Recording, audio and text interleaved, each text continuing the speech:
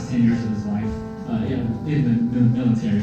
And so he had heart issues. He had quadruple bypass, diabetes, he had stents, he had so many different problems with health. And he was just under so much medication. All the way up until 2020. What year did I say? 2020. So since the 80s all the way to 2020, he had all these health issues. And so it's just the medication, the bags and bags of medication that really kept him. But it wasn't until 2020 when he decided that he did not want to live anymore. He had an issue. They found what's it called?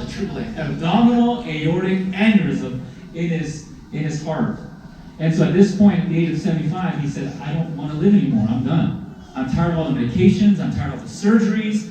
And so he decided, I asked him, I said, hey, Dad, you're only 75. Do you agree? Is 75 still young? 75 is still young, right? Much more years left to live, right? And so I introduced him to some of these topics, some of these things that you're going to be looking at today. And we're calling it the acronym New Start.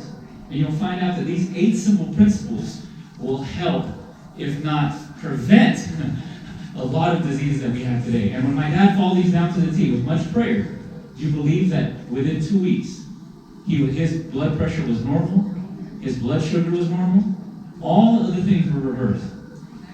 And so we want to share these things. And do you realize that we call them the 8 health principles, or you can call them the 8 health doctors, and you can remember them by the acronym New Start. Can you say New Start? New Start. New Start. And it's an acronym. N stands for, and you'll see at these posters here, you'll see N stands for nutrition. Nutrition. E stands for exercise. W stands for water. S stands for sunshine. T stands for temperance. A stands for air. R stands for rest. And T is trust in God. Now, do you believe these 8 principles are in the greatest medical book ever written that I don't believe any medical school uses? You believe that? What's like the best medical school you can think of? Maybe Johns Hopkins, UCSD. I'm from California before. UCSD was a good medical school. You can name any medical school. But you want to know what the greatest medical book ever written was that hardly any medical schools, or if not any, use? It's right here. And it's really accessible to anyone. You know what book this is? It's called the Bible, right? The greatest medical book ever written. Do you believe that? Do you believe that this is the greatest medical book ever written? Yes. I believe it. I've seen it in action. And so this is what really provides so many health principles. But a lot of us don't even know that there's a lot of health in this. Do you know there's a lot of natural remedies in this book too? You know where it comes from? It comes from God. And these 8 principles were established since the very beginning in the book of Genesis. These very same 8 principles. When we think of nutrition, we think of Genesis chapter 1, verse 29. I want to turn to Genesis. I'm not going to go through all these scriptures. But Genesis 1:29 gives us what kind of nutrition we should have. What's the best kind of diet you think we should have? What do you think? I think we should just have In-N-Out burger for breakfast, lunch, and dinner, right? That's the best kind. Well, you don't want to know what I think. Let's see what God says. Because in the book of Genesis, he founded what kind of nutrition we should have in the Garden of Eden, right? And so we find it says in verse 29 of chapter 1 of the book of Genesis, in the very beginning, it said, and God said, behold, I have given you every herb-bearing seed which is upon the face of all the earth, and every tree in which is the fruit of a tree yielding seed. To you it shall be for meat. So in other words, fruits, grains, nuts, and seeds. Do you realize that Eden, that was the diet in Eden? And in the very end, when Eden is restored, do you think that's going to be the same diet? It is. So God gave us, he gave us the nutrition part of New Start, the first health principle. And what is that? Is that being vegan? Because people say that's plant-based diet, right? So we should be vegan. So you know what? I'm going to be healthy today. I'm going to make a change. I'm going to make a new start. I'm going to eat Oreo cookies, Pepsi, and French fries. For breakfast, lunch, and dinner, I'm practicing being healthy because that's vegan. Is it vegan? Is an Oreo cookie vegan? Yes. Is it really? It is, right? Is a Pepsi vegan? It is, right? Are French fries vegan? It's potato, right? Well, I mean, if you get technical, McDonald's uses beef flavoring. I mean, but if you go to Carl's Jr. or In-N-Out, it's vegan, right? But is it necessarily healthy? No, it's not. So we really have to dig deep and see what health is. And do you believe, if we read John chapter 9, verse 4, I'm going to tell you that this is why this is the greatest medical book ever written. In John chapter 9, verse 4, I'm going to tell you, I'm going to share this one passage with you. It's very powerful. You're going to see something here that is awesome. In John chapter 9, we see the book John, chapter 9.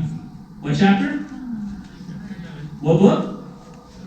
I want to make sure you're awake. John chapter 9, verse 4. Listen to this. Okay? In John chapter 9, verse 4, it says, I must work the works of him. This is Jesus speaking. I must work the works of him. Who is him? Who's Jesus talking about?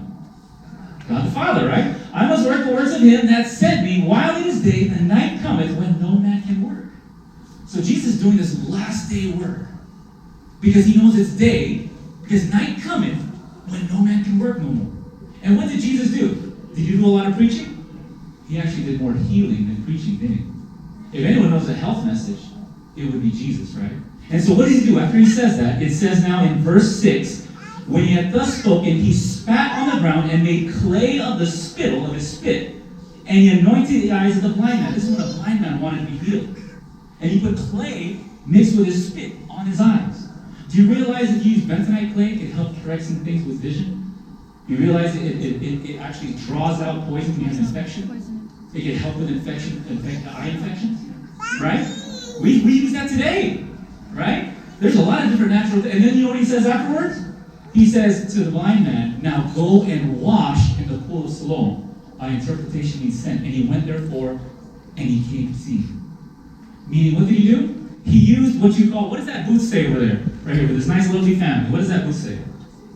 Water. You mean to say Jesus also used water? There's a lot of times in the Bible where people were healed with just water. And you believe me today, a simple remedy as much as water that you'll learn as you go to that station, a lot of healing effects of water. Not just by drinking it, but applying it as well. Is that great or what? This is the greatest medical book ever written. I have so many things in here that things for tumors. You know that you use fig for tumors? I'm not going to go there. That's in the book 2 Kings, chapter 20. Well, we're going to save that for another time. But listen to this. There's really no healing outside of God. Do you believe that? Do you believe that God is the divine physician? Do you believe he does the healing? If we believe that God is the divine physician, then what does the physician usually give you? When you go to the doctor, Matthew, when you go to the doctor and you're sick, what does he usually give you? No, the pharmacist gives you that. What does he give you before that? Prescription. That's right. So if he is the divine physician, then that must mean that the divine physician, if you're sick, should have the divine prescription. Do you believe that?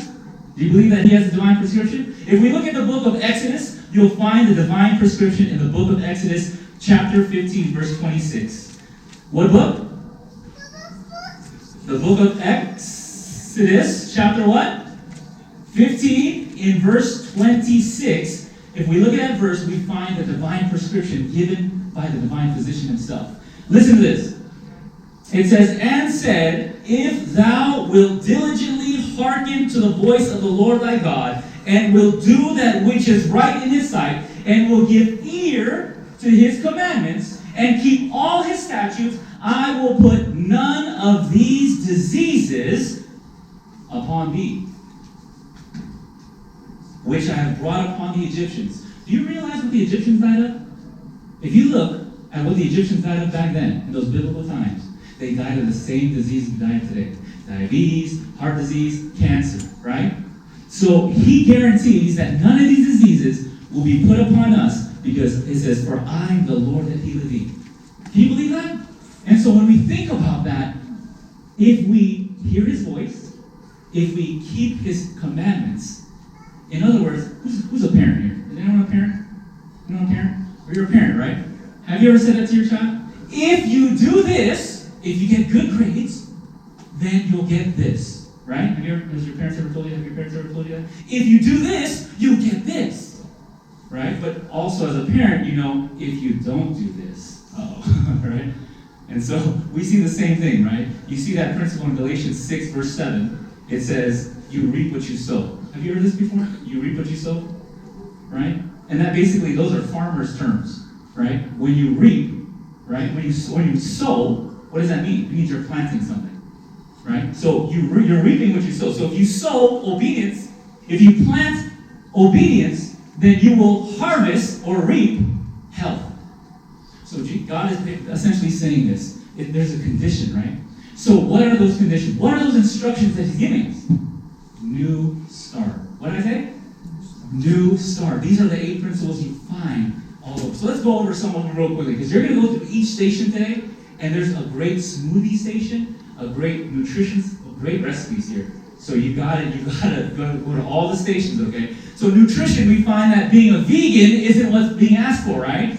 Not just being vegan or plant-based, they're specific. And you can get some more instructions here at that corner with nutrition, okay? Now, the next station is sunshine, but I'm going to go through it in order. E is exercise. Exercise. What did I say?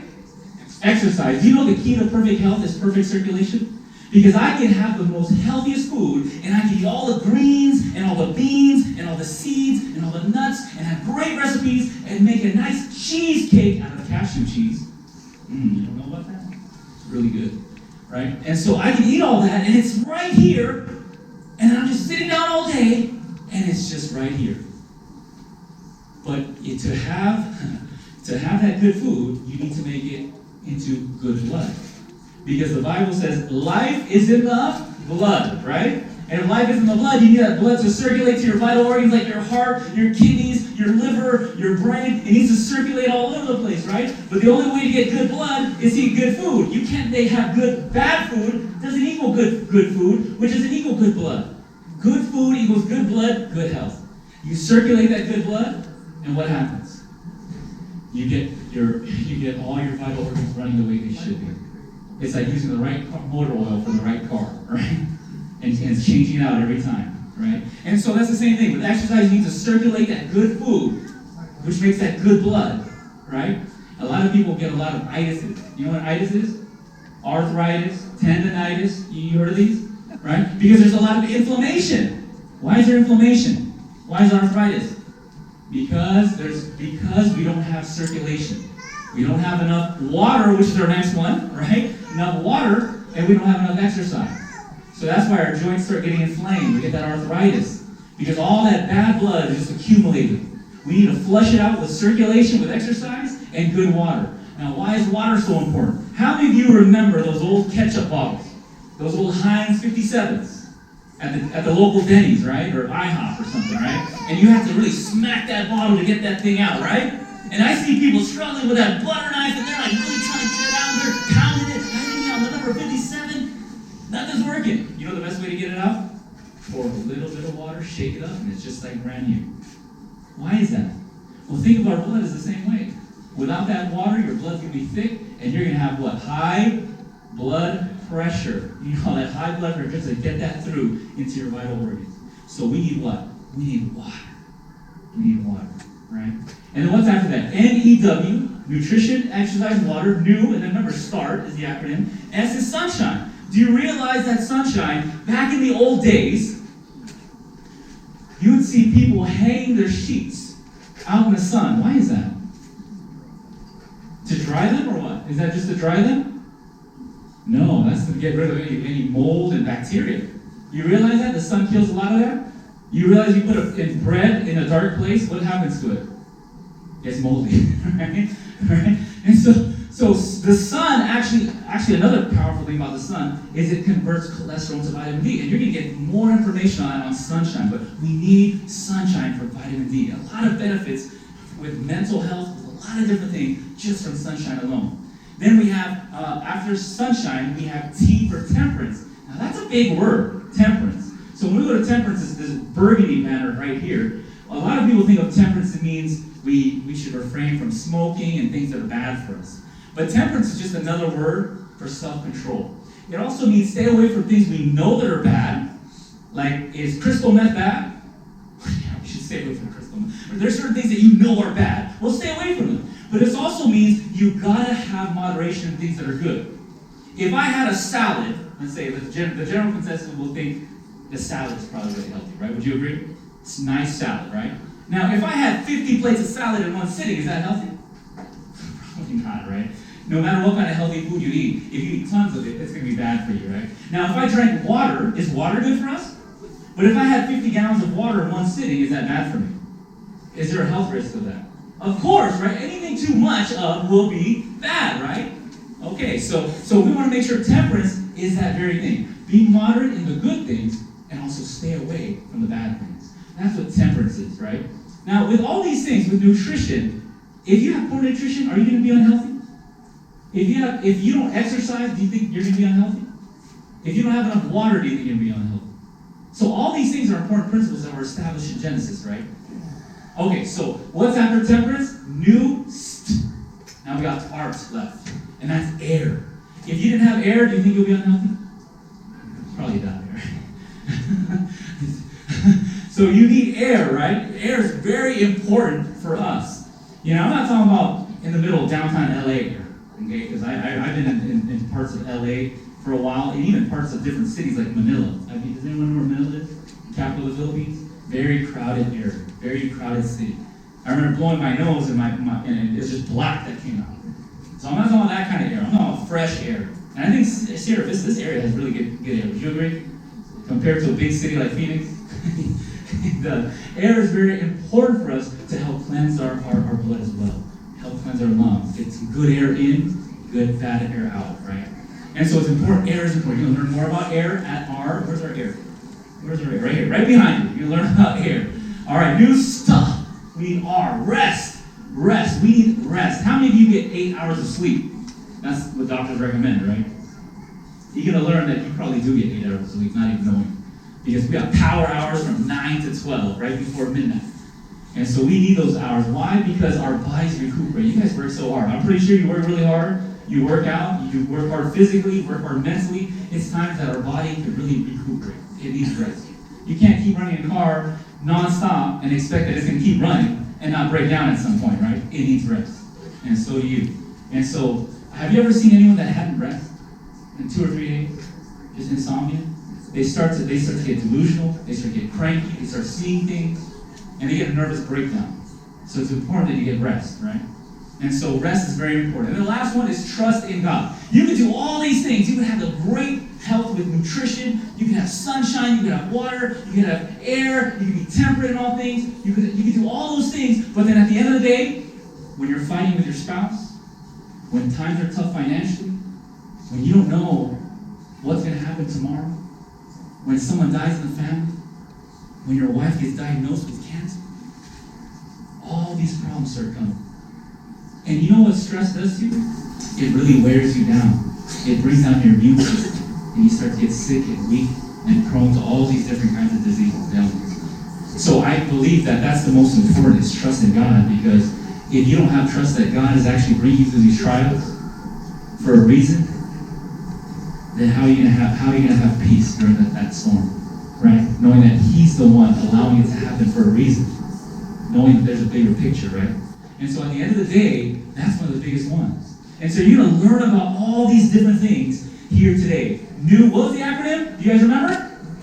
New Start. That's right, New Start. And so we're gonna start. We're gonna start doing our stations here with you. And remember that each of these stations will have more of these information pamphlets and more information specifically for you at each station on these 8 principles, again, from our great divine physician.